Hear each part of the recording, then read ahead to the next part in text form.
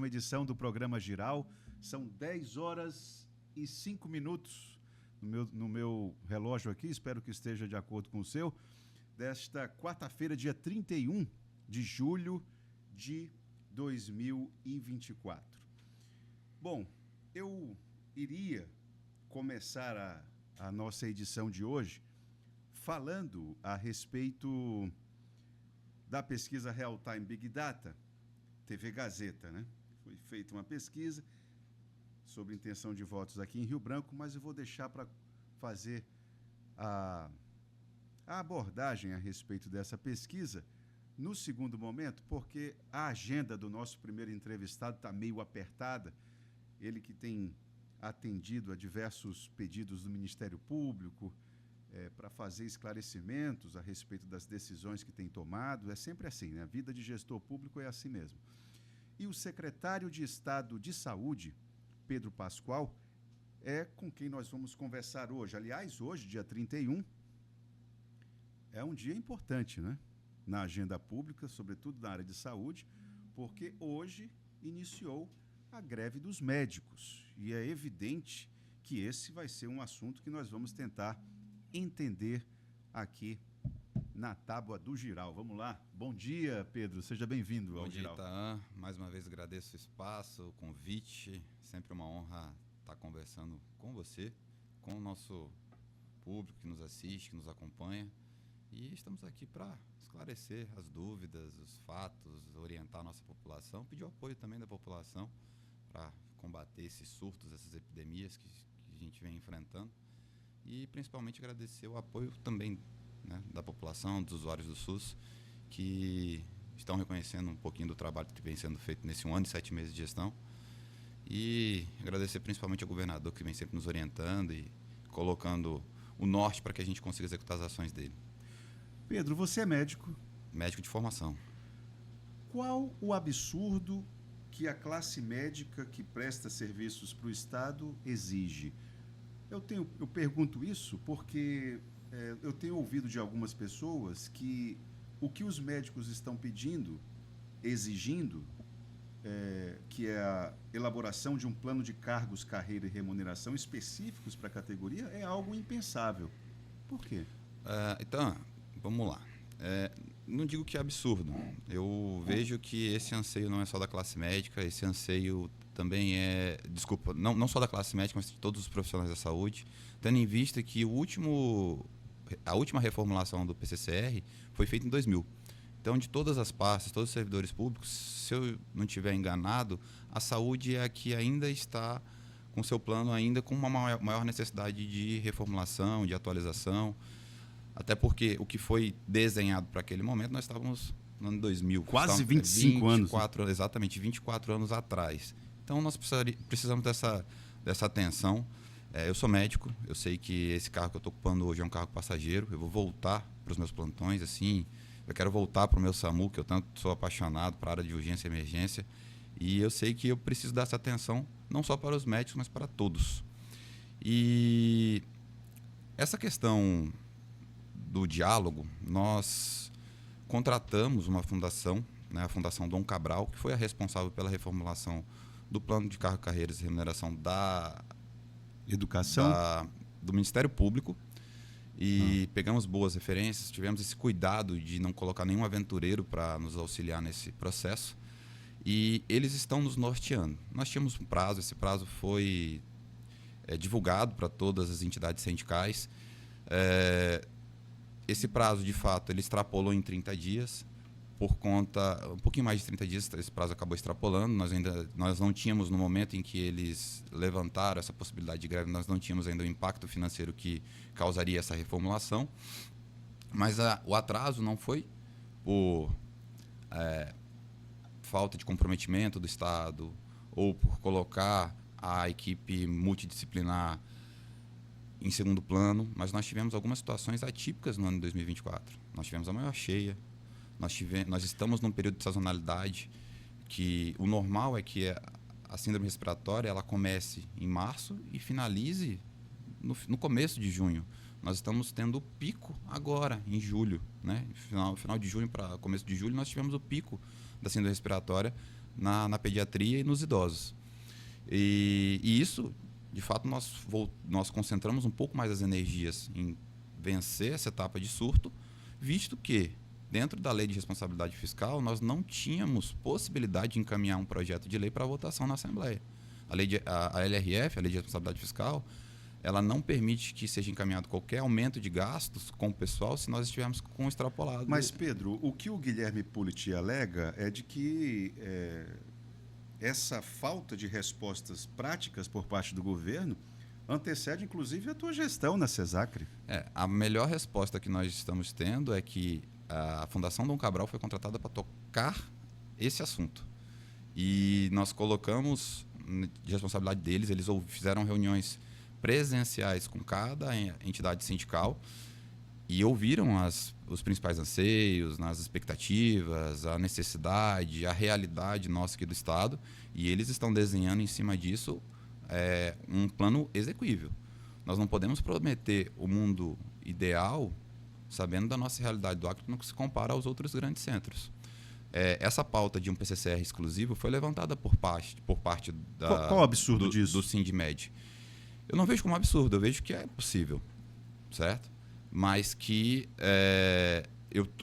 quando foi levantada essa possibilidade, eu coloquei para ele pedi para que eles trouxessem um exemplo de um outro estado, um outro município, algum outro local, um PCCR que é apartado das outras classes. Não existe isso? Até então não foi apresentado para a gente. Pedi para Dom Cabral fazer essa pesquisa, também não encontraram. Dá para ser inovador nisso, não? Podemos. Se for viável, não existe uma resistência por parte do governo. Nós consultamos o setor jurídico da Casa Civil e eles não enxergam nenhuma dificuldade quanto a isso. Amanhã, inclusive, às 17 horas, nós teremos uma reunião com o Sindmed para mostrar o que foi feito, atender o que eles solicitaram, como algumas verbas de alguns profissionais que não foram pagas, mas mostrar também que o que foi solicitado em outro momento, tudo foi acertado. Houve todo um esforço do governo, nenhuma resistência para pagamento de verbas rescisórias. Só que existe todo um protocolo. Por exemplo, o profissional que hoje está dentro da unidade de saúde de um setor de urgência e emergência, ele precisa fazer a solicitação daquela verba que cabe naquele setor. E cada setor tem a sua especificidade. O LTCAT é um estudo que faz em cima do setor em que o profissional atua e coloca o percentual de insalubridade que ele tem direito. Assim como outras gratificações, urgência e emergência e tudo mais. O fato é, nós precisamos agir de forma responsável, porque não adianta atender a classe trabalhadora, colocar o mundo ideal, pagar um salário que é comparado a um grande centro, São Paulo, sei lá, Minas Gerais, Brasília, e com 2, 3, 4 meses eu comprometer a folha de pagamento e começar a atrasar salário. O governador colocou bem claro, ele não quer atraso de salário no governo dele. Inclusive, ele vem fazendo todo um esforço para fazer adiantamento. Ele adianta salário, ele adianta metade do 13º. Então, se eu não fizer tomar uma decisão de forma consciente e responsável, futuramente nós podemos ter atraso de salário. Então, isso aí não é um martelo batido de que nós não iremos fazer um PCCR exclusivo, mas nós precisamos ponderar, entender o que isso impactaria nessa decisão. Além da questão do PCCR específico para a classe médica, eles alegam, por exemplo, que não tem recebido a questão das... Urgência e emergência. A urgência e emergência, a titulação, insalubridade. São situações que extrapolam essa situação aí de um tratamento excepcional. Digamos que o governo não está cumprindo com o combinado. Isso, aí alguns fatores precisam ser avaliados. Nós temos pedidos, inclusive pedidos que foram judicializados e depois não foi julgado o mérito como não procedente e como é que eu digo, não faz jus ao direito. Por exemplo, contratos emergenciais. A titulação ela está prevista no contrato efetivo. Situações como insalubridade. Um profissional que trabalha lá na sala vermelha, na UTI do pronto-socorro, ele tem direito aos 20% de insalubridade. Agora, o profissional que trabalha na sede, no administrativo da Secretaria de Saúde, isso é uma coisa que tem que ser avaliada. Então, o que foi decidido, inclusive em várias conversas com o Sindmed? Coloquem nominalmente as pessoas que estão com verbas atrasadas. Pontuem com o número da matrícula, CPF, setor de lotação, e para que a gente Entenda o que nós não estamos enxergando dentro da administração. Foi feito isso. Nós temos um documento publicado há 2 meses atrás, 60 dias, com o pagamento desse valor, dessas verbas que estavam em atraso.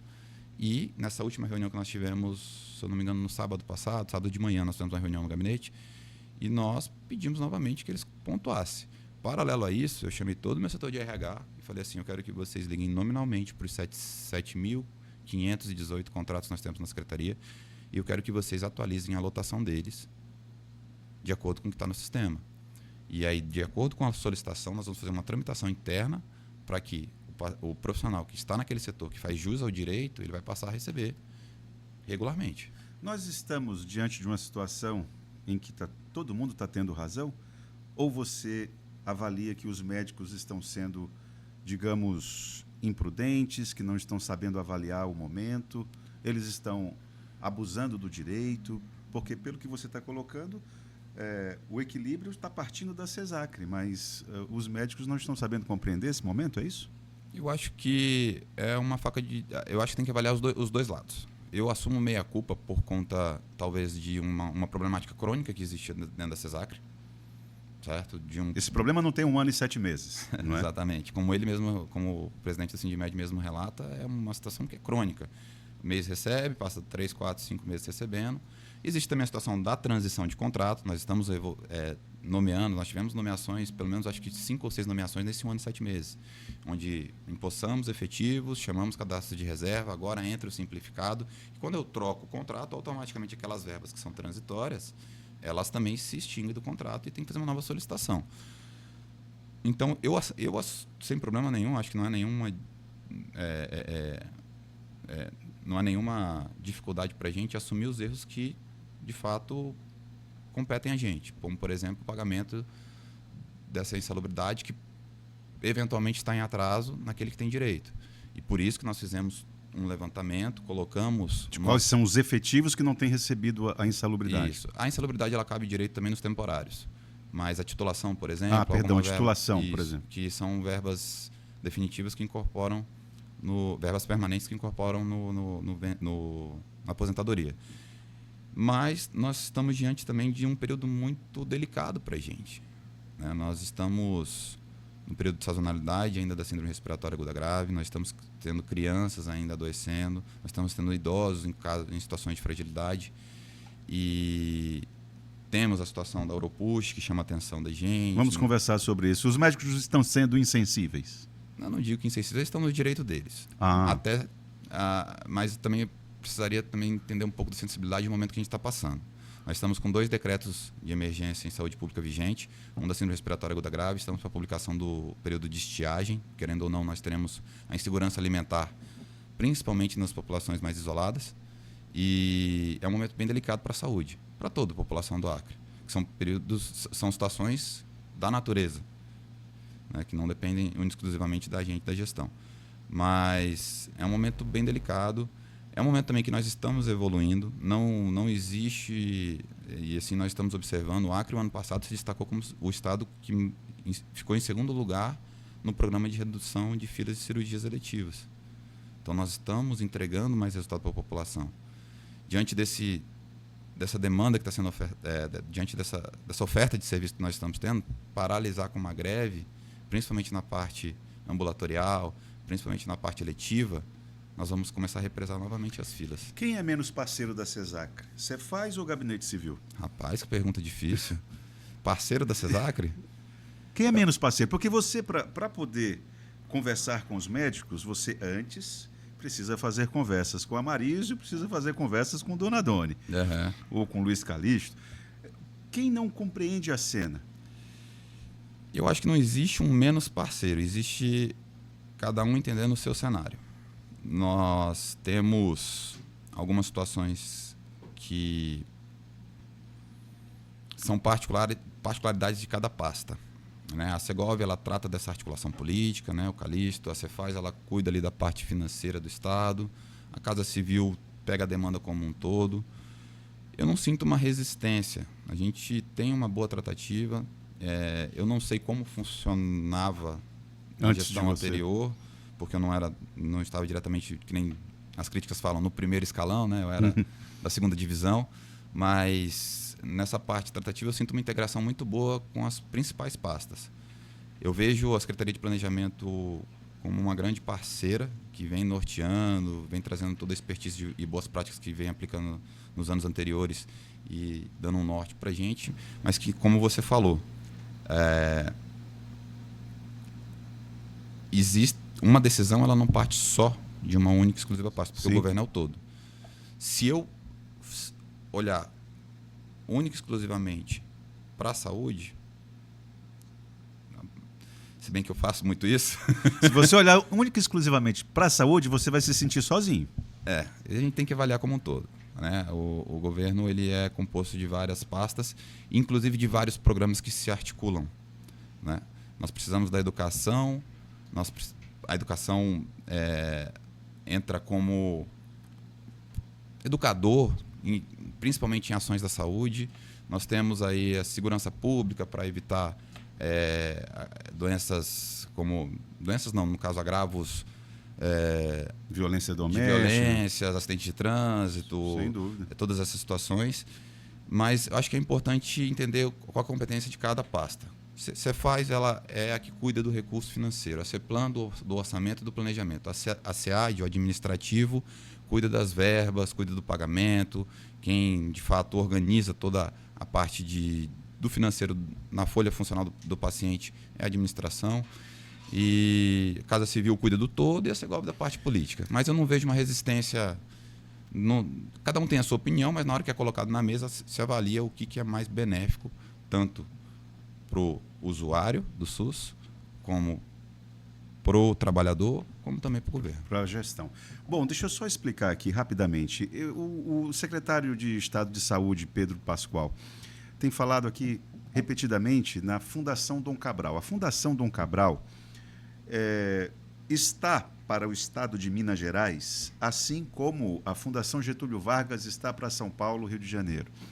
Então, é uma escola de administração e de economia do mais alto nível. É aquilo que o país conseguiu parir de excelência na área da administração pública e na área econômica também. Dali saem gestores públicos que vão ocupar os cargos mais estratégicos, tanto para o governo quanto para a iniciativa privada. A Fundação Dom Cabral é nesse nível. Então, o governo do Acre contratou a Fundação Dom Cabral. Agora, tendo isso como referência, Pedro, eu queria te colocar aqui um bicho para a gente despelar.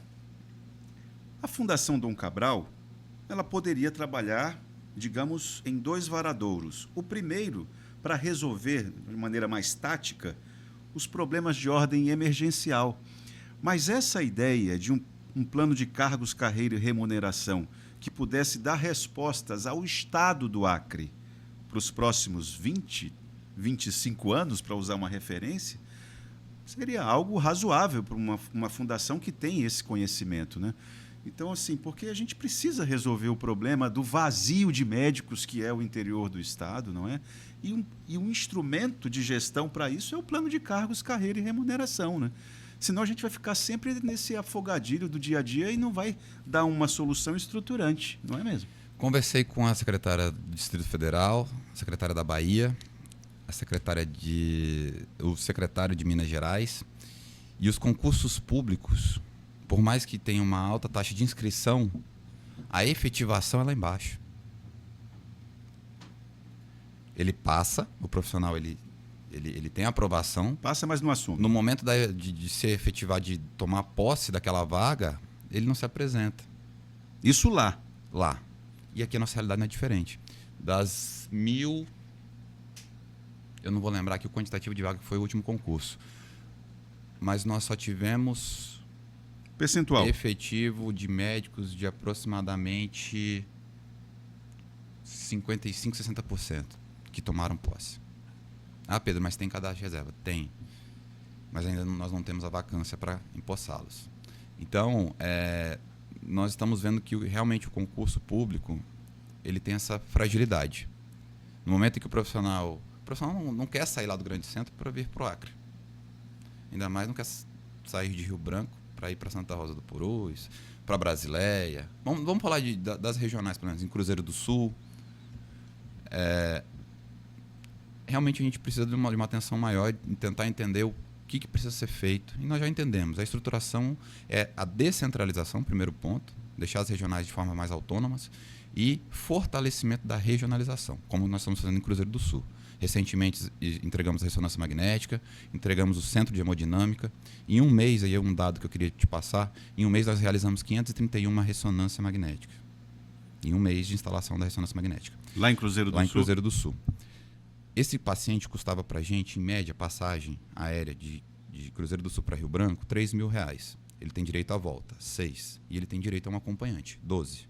R$12.000 por paciente que se deslocava de Cruzeiro do Sul para vir para cá para fazer uma ressonância. Fora os custos da permanência. Ajuda de custo, muito bem. Quando nós fazemos a conta aqui, eu vou fazer uma conta, desculpa meus amigos padeiros, uma conta de padaria. Ontem foi uma situação que nós levantamos. De onde é que saiu esse termo? Conta de padeiro. Não sei, né? Mas R$12.000 vezes 531 exames realizados no mês da inauguração da ressonância, R$6.400.000 de economia após a instalação da ressonância magnética em Cruzeiro do Sul. O preço da ressonância é R$6.600.000. No primeiro mês ela se pagou. No primeiro mês ela se pagou. No primeiro mês ela se pagou.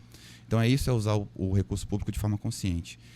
Precisamos estruturar, levar condições para que os nossos profissionais se sintam atraídos para atender lá na ponta. Nós sabíamos a dificuldade que os profissionais tinham. Um cardiologista ir para Cruzeiro do Sul, pegar um paciente infartado, falar assim, agora eu tenho que mandar para Rio Branco. Chama a UTI aérea, manda a UTI aérea, que custa em média R$30.000, um frete de Cruzeiro para Rio Branco. Agora ele faz lá. Sem contar que o paciente infartado ele precisa de tempo-resposta.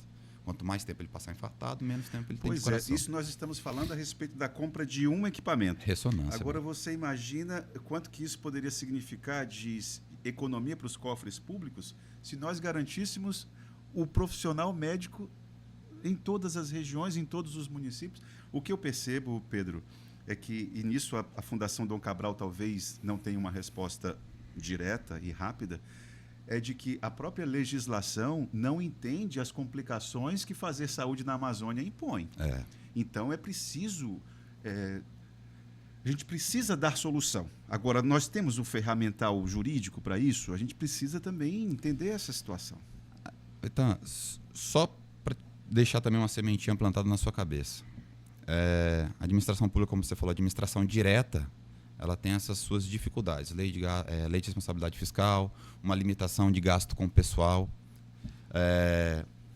toda aquela morosidade do processo licitatório, impugnações, fornecedores deserto, fornecedor que acha que como você mesmo falou, a região amazônica é a mesma coisa que entregar um produto em São Paulo, todas as situações.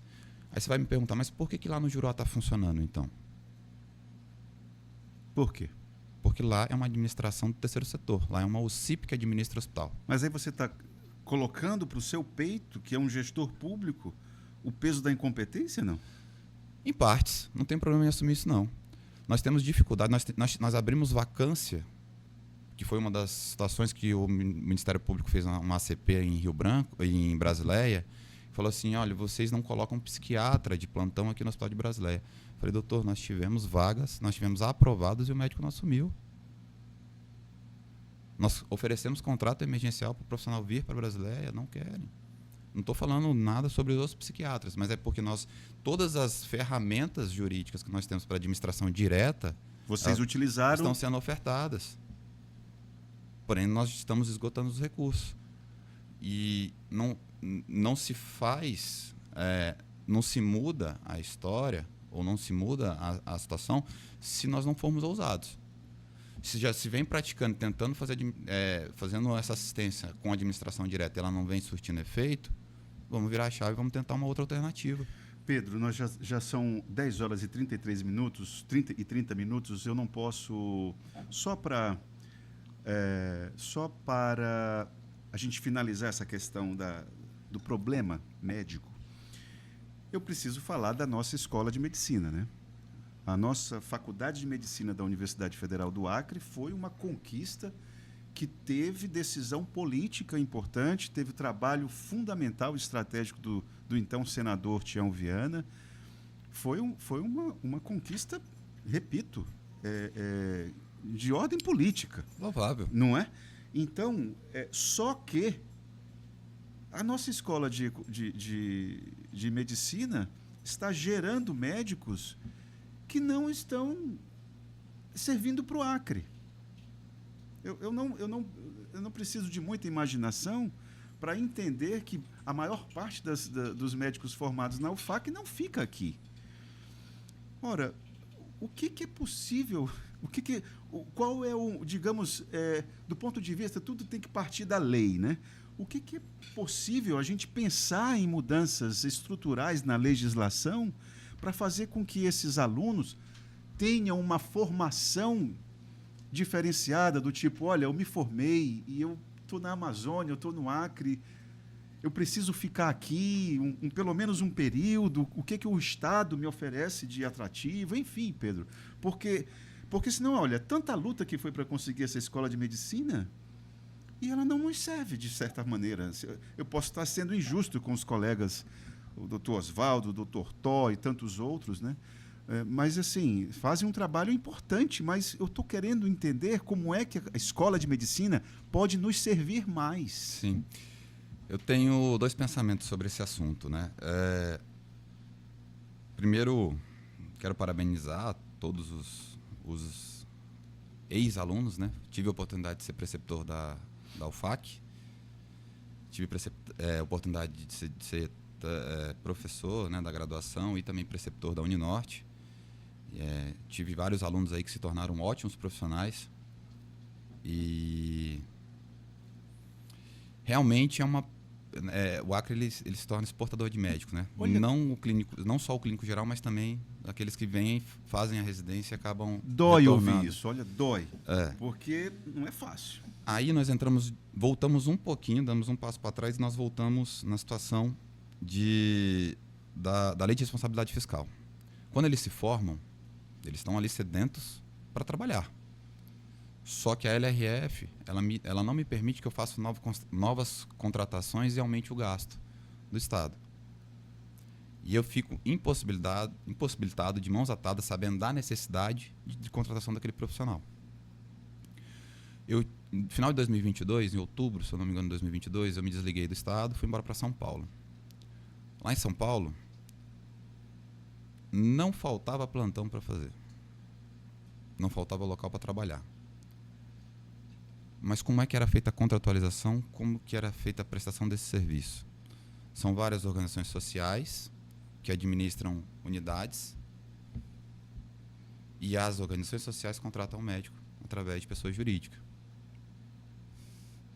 Que é o que você defende, né? Essa ideia da dinâmica da gestão pública. Eu vou te colocar um exemplo, um cálculo que eu fiz recentemente. No Juruá, eu gasto R$ 22,39 por paciente daquela regional, 240 mil habitantes. Oferto ressonância, hemodinâmica, centro cirúrgico, pronto atendimento 24 horas, adulto pediátrico, 10 leitos de UTI e muitos outros serviços, 180 leitos de enfermaria e centro cirúrgico 24 horas, para uma emergência, neurocirurgia, cirurgia ortopédica, entre outros, endoscopia, tomografia, ressonância, enfim, entre outros exames. R$ 22,00 e uns quebradinhos, 22,39. Em Brasileia, 70 mil habitantes, né, os 4 municípios ali do Alto Acre, ele me custa R$ 48,89. O dobro? Um pouquinho mais que o dobro, né? Um pouco mais, mais que e o dobro. Me entrega 40% do serviço que é entregue na regional do Vale do Juruá. E não é por falta de tentativa de fazer administração, mas é muito mais fácil para um gestor cobrar, fiscalizar, gerir um contrato com metas qualitativas e quantitativas muito bem estabelecidas do que eu administrar 50 contratos para uma única unidade. Alimentação, segurança, manutenção predial, manutenção de equipamentos, rede de gases hospitalares, medicações, RH, folha de pagamento, em todas as situações. Eu tenho 50 contratos para avaliar, para administrar em uma única unidade. Lá na ANSAL, nós avaliamos as metas quali e quantitativas.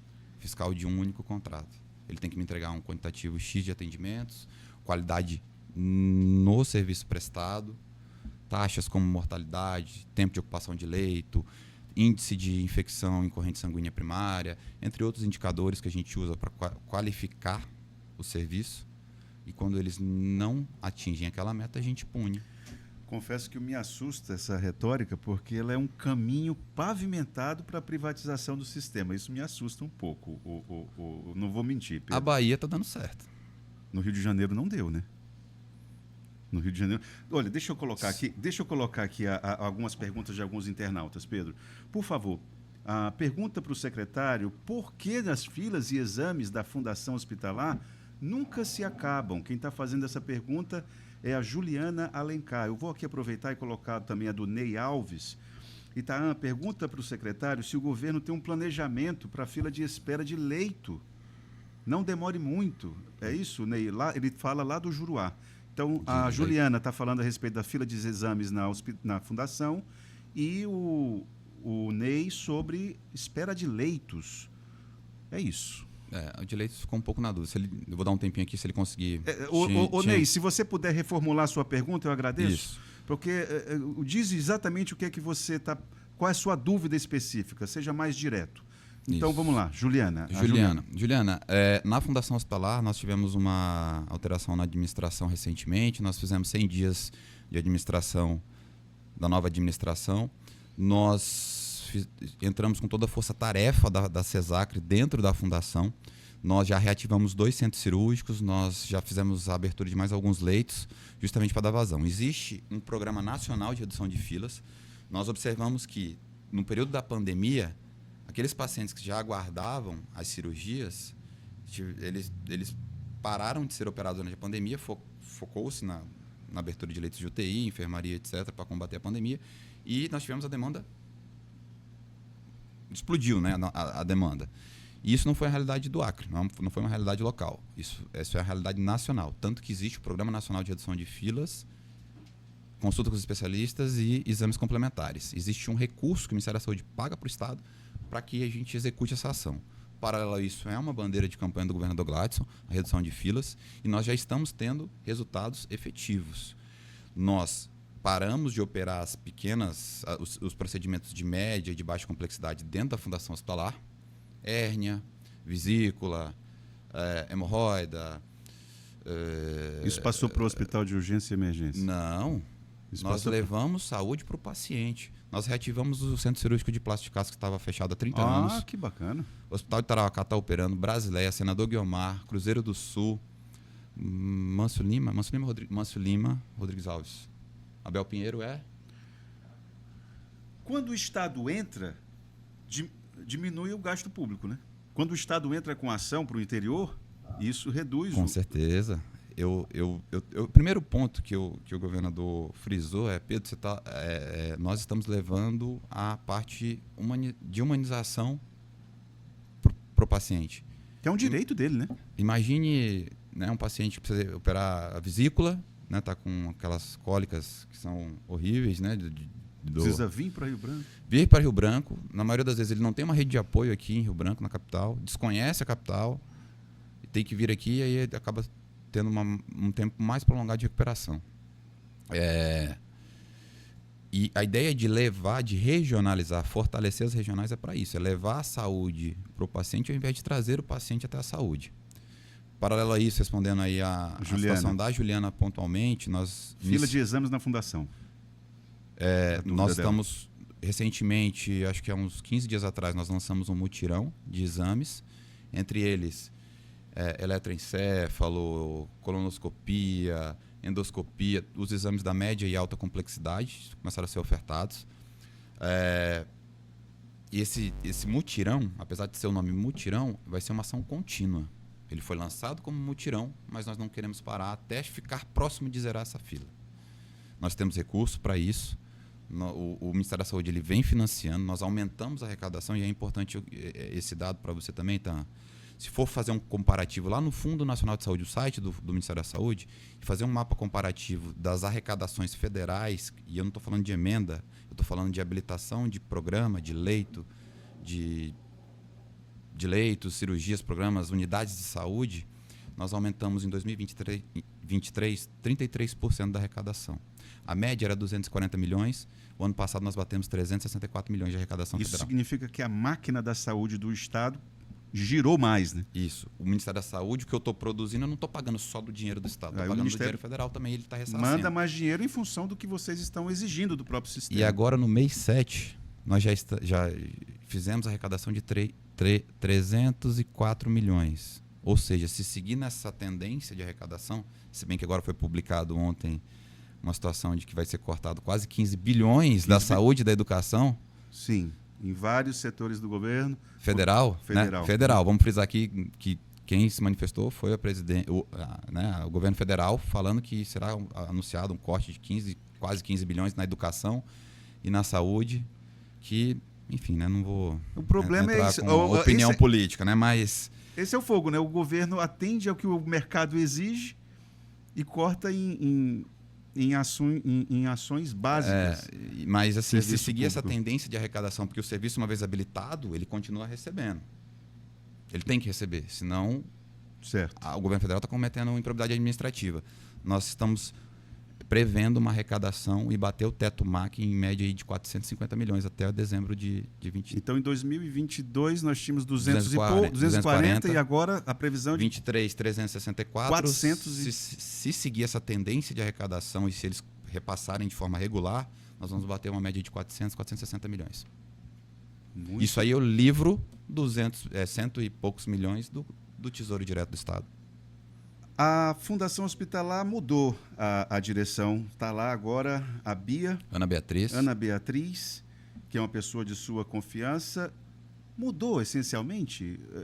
Eu estive na fundação, pelo menos umas 2 funcionárias me reconheceram e vieram chorar as pitangas para mim, dizendo: olha, isso aqui está uma caça às bruxas e não sei o quê. O que aconteceu lá, o Pedro? Então, eu acho que é normal. Houve mudança. Numa administração pública é normal. Pontos que são importantes, pontos que têm poder de decisão para mudar o que... Eu não digo nem o que não vem dando certo, mas com uma tendência de melhoria, é importante que alguns atores sejam trocados. Mas caça às bruxas não é perfil do governador Gladson. Nesse governo, pelo menos, não existe perseguição. Os sindicatos, uma vez pontuaram em uma das reuniões que seria feito represália, que não sei o que, eu falei, peraí, em algum momento ou alguém aqui foi perseguido na nossa administração? Aí eles ficaram calados. Então, a questão de caça às bruxas é setores onde existem reclamação. Então, todos os dias eu recebia mensagem no meu Instagram, referente à Fundação Hospitalar, de situações pontuais. E o paciente, ele não quer saber que a Fundação Hospitalar ela é uma autarquia, que ela tem orçamento financeiro, autonomia administrativa, técnica, patrimonial, enfim. Não, ele quer saber que a saúde ela tem que andar e hoje está na minha responsabilidade, está no meu colo, eu tenho que resolver. Então, em alguns pontos que nós observávamos fragilidades, que nós tínhamos a intenção de trazer as boas práticas que foram aplicadas na Secretaria de Saúde para dentro da Fundação, foram trocadas, mas sem intuito de caça às bruxas. Mexe-se em time que está ganhando. Não se mexe, né? Não, mas se mexeu na fundação, então? Na sua opinião, estava ganhando? Não sei. Na opinião de quem me chegou lá... Vamos trabalhar com dados. Eu venho da medicina baseada em evidência, a gente trabalha com números e com resultados. Aí teria que ter uma conversa... Pedro, são 10h47 e a gente ainda precisa falar sobre as síndromes e o problema da Oropost. Mas eu só quero finalizar em relação à fundação para te perguntar o seguinte: agora você se sente seguro em relação à direção da Fundação Sim. Hospitalar? Sim. O que não acontecia antes. Na verdade, existiam 2 linhas de gestão que em determinado momento entrou em divergência. Tá? Isso aí não tenho nenhuma dificuldade em assumir. O governo é o mesmo, mas que nós tínhamos ações que precisavam ser fortalecidas. Oncologia. A Fundação Hospitalar é um hospital terciário. Ela é um hospital que tem que trabalhar com a média e alta complexidade. Eu não tenho que estar levando ações como o Fundacre na comunidade. Isso aí é a função da saúde itinerante, é a função da atenção primária, é a função do município, dos postos de saúde. Eu preciso trabalhar trabalhar com o que está matando a nossa população, o câncer. E agora, recentemente, o nosso aparelho de radioterapia foi atualizado. Nós investimos um valor considerável no aparelho de radioterapia. Nós não temos, se hoje um paciente ele já tiver indicação de realizar a radioterapia, em 3, 4 dias só, a questão do preparo, esse paciente já está fazendo a sua radioterapia. Eu não tenho fila de radioterapia. Correto. Pedro, 400, se a memória não me falha, 475 casos de Oropush confirmados, é isso? Ou algo próximo disso? Um pouquinho mais já, né? Já teve atualização. O que é isso, hein? Porque é uma doença que parece que não tem um diagnóstico preciso, as medicações elas são pontuais para cada problema que o paciente apresenta. Por que o Acre deu esse boom de Oropush? Vamos lá. Como eu falei para você, nós trabalhamos muito com dados. Nós queremos trabalhar com a série histórica, trabalhar em cima de evidências. Nós observamos no último trimestre de 2023 um aumento no número de notificações para dengue. Notificações são casos suspeitos. Mas no momento em que esses pacientes eram notificados que faziam o teste Zika, chikungunya e dengue, eles vinham negativos. Isso chama um alerta. O que está acontecendo? A armazenagem do teste está errada, a logística do transporte do material para análise está errada, a coleta está errada, o teste que está sendo, porque existem 2 testes para dengue, sorológico, e está sendo pedido em momento errado, cada um tem um tempo, de 1 a 3 dias é um exame, de 3 a 7 dias é outro. O que está acontecendo? E aí nós disparamos, o CIEVS, que é a equipe da Vigilância Sanitária, disparou um alerta para o Ministério da Saúde, que a gente chama alerta de rumor. Trouxemos técnicos e evidenciamos alguns casos de Oropush. Oropush é uma doença que se classifica dentro das arboviroses, que são, digamos assim, mesma classe que a dengue, a chikungunya e a zika, transmitido por um vetor, um mosquitinho, não é o Aedes aegypti, é o maruim, né? Maruim. Isso. E ele tem uma característica que ele se procria em regiões com decomposição de material orgânico, né? Manguezais, próximos, locais que tem, um exemplo que a gente cita muito, plantio de bananeira. E nós começamos a testar esses pacientes e começamos a evidenciar testes positivos. Só que a última descrição que nós tínhamos na literatura era de 1960, 50, 60, quando foi. Nossa. E o que é relatado são sintomatologias brandas, como da dengue, do chikungunya, da zika, que são febre, dor no corpo, dor de cabeça, vômito, que elas são autolimitadas. Se eu medicar ou não medicar o paciente, com 7, 10 dias ele está tranquilo. O problema é que tiveram 2 mortes no interior da Bahia esse ano, não foi? 2 mortes em investigação. Tem um artigo na Lancet que foi publicado. Precisa de fato evidenciar. Existem 2 situações que a população precisa entender também. Existe o paciente que morreu de Covid e o paciente que morreu com Covid. É meio confuso. O paciente que morreu de Covid foi aquele paciente que evoluiu com quadro respiratório, acometimento do pulmão, tudo mais, insuficiência respiratória, fez lá microtrombos na parte renal, evoluiu com insuficiência renal e em decorrência do Covid morreu. O paciente que morreu com o Covid, aquele paciente que estava internado por uma outra situação e foi infectado pelo Covid, e o Covid pode ter agravado as doenças de base dele. Certo. E é isso que está sendo investigado nessas mortes com Oropush, porque na sua maioria, e aí vamos usar o exemplo de Manaus, que hoje é o estado que mais notificou Oropush, nós não observamos mortes em Manaus. É o estado que mais teve casos de Oropush.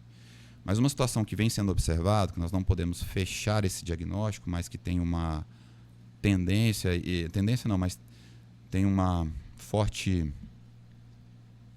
Me fugiu a palavra agora, mas tudo indica que, mas nós não podemos fechar, nós tivemos testes de mães que durante a gravidez foram infectadas pelo vírus da Oropush e já foi constatado que existe a transmissão vertical, ou seja, quando a mãe passa para o feto, e essas crianças nasceram com microcefalia, a cabecinha pequena, né? Mas foi descartado as outras doenças que também acometem, que podem evoluir com... Aqui no Acre, quantas com microcefalia? 3, se eu não me engano. 3, isso. 3. E aí nós aproveitamos esses testes que foram negativos para dengue e retestamos eles. Estão em análise para a gente entender uma relação. Em relação às providências que o poder público tem tomado em relação a esse problema, me parece, pela característica da doença, que as prefeituras, o atendimento primário deveria funcionar para evitar problemas mais graves, né? Porque são sintomas não muito graves, né? Não muito problemáticos. Nós sentimos uma ajuda muito grande. Alguns municípios aderiram ao plano de contingência que nós fizemos naquele momento, achando que ainda era dengue, né? E eles abriram o atendimento estendido em algumas unidades que eles nomearam de unidade sentinela. Então, existe uma relação boa, eu enquanto secretário de Estado e eles como secretário municipais, dessa adesão. Você não tem encontrado dificuldade nisso? Não, nós temos uma relação ótima e a gente vem tentando incentivá-los e existe também toda uma programação para começar a fazer um aporte desse recurso que já é repassado para a gente, também repassar para os municípios, para que eles fortaleçam principalmente a área da vigilância, tá? Pois é. A área da vigilância. Enfim, nós ainda teremos alguns dias aí de Oropush, ainda é uma doença nova para a gente. O Ministério da Saúde está com técnicos aqui no estado e vamos esperar. Agora, o que nós observamos de fato é que é uma doença que é autolimitada e que, vamos fazer um comparativo, mas comparado com o Covid, são doenças que a quantidade de pacientes que se agravam são mínimos. A taxa de... Para finalizar a nossa conversa, que eu sei que estão te aperreando aí. Não, fica tranquilo, hoje eu estou contigo. Então vamos lá. Síndrome respiratória aguda grave, que foi um tema que já trouxe muito desgaste político para a figura de Gladson Cameli. Sim. Correto? Para lembrar, há 2 anos, a morte daquelas crianças ali no Hospital de Urgência e Emergência, foi uma situação muito grave. Como é que está esse cenário hoje?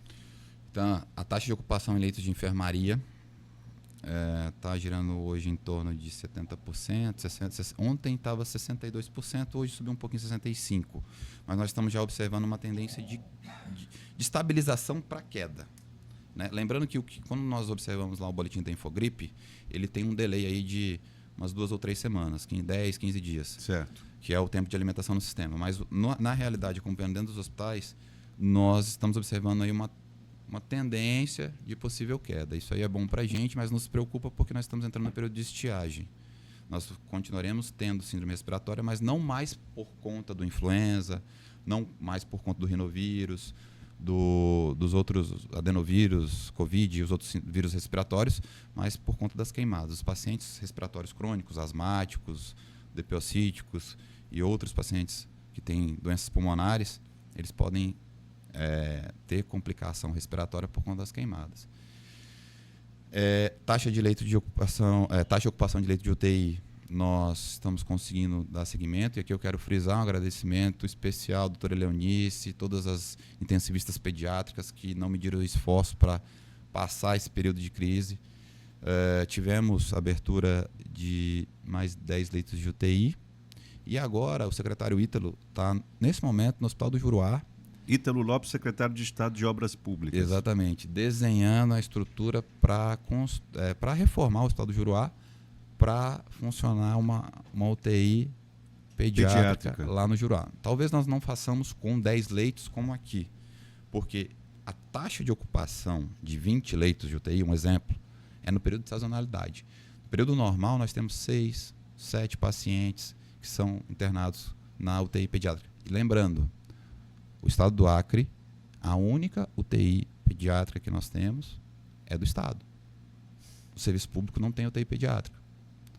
O serviço privado não tem UTI pediátrica. Então, toda a demanda do estado acaba vindo para a gente.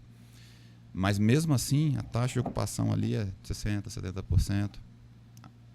Bom, você acha, então, que o cenário, digamos que é de controle? Isso. O que a vigilância epidemiológica vem nos mostrando é que nós estamos entrando... Na verdade, fazer uma brincadeira aqui, eu digo que a saúde não tem um cenário de calmaria, não. Eu imagino. Nós estamos saindo da síndrome respiratória, entra no período sazonal, entra no período da estiagem, aí depois começam as chuvas novamente, a alagação, aí vem leptospirose... meu amigo. Olha, aqui o Ney está refazendo aqui a observação dele. O secretário já respondeu. É sobre a vazão dos leitos. Uhum. Ele respondeu já. Aqui o Juruá, temos vários pacientes na espera do leito. Isso. Ele está colocando. O Pedro, obrigado, viu, Ney? Pedro, existe alguma relação entre esses aumentos de síndromes gripais com a baixa cobertura vacinal? Com certeza. Com certeza. Então. Como é que vocês estão reagindo a isso? Aí eu vou explicar um pouquinho de gestão pública na área da saúde. O Ministério da Saúde ele é responsável pela formulação da política, financiamento e aquisição de alguns insumos específicos. Exemplo, vacina. Quem faz a aquisição das vacinas é o Governo Federal. Público. É o Governo Federal, Ministério da Saúde. Ele distribui para o Estado, que fica responsável pela armazenamento e distribuição. A ação de vacinação é uma ação preventiva, logo da atenção primária. E nós distribuímos para os municípios para que eles fomentassem as campanhas de vacinação. Só que, aqui, você como formador de opinião, que tem o meu respeito, tem a minha admiração, queria que me ajudasse. Você consegue levar informação para todos os cantos do Estado. E aqui eu quero deixar um apelo à população. Procurem os postos de vacina, os postos de saúde para vacinar. Nós incineramos mais de 80 mil doses no ano passado de influenza porque a população não procurou o posto para vacinar. Mais de 80 mil doses foram queimadas porque Isso. a população... Aí nos criticaram, o Acre não tem vacina para influenza. O Ministério da Saúde ele estuda qual é o período de sazonalidade, porque se eu te vacinei hoje, então, você não está imune amanhã. O seu organismo ele faz uma resposta imunológica, cria anticorpo para você estar imunizado ali dali 2, 3 meses, né? Dependendo da vacina, 20 dias, 30 dias. A questão é que quando eles fazem essa campanha, é justamente prevendo o período de sazonalidade. Certo. Então a campanha, se eu não me engano, no ano passado foi lançada em outubro, eu acho que foi em outubro, para vacinar o pessoal, para que agora na entrada de março, abril, que é o período normal, já estivessem imunizados. Estivessem imunizados.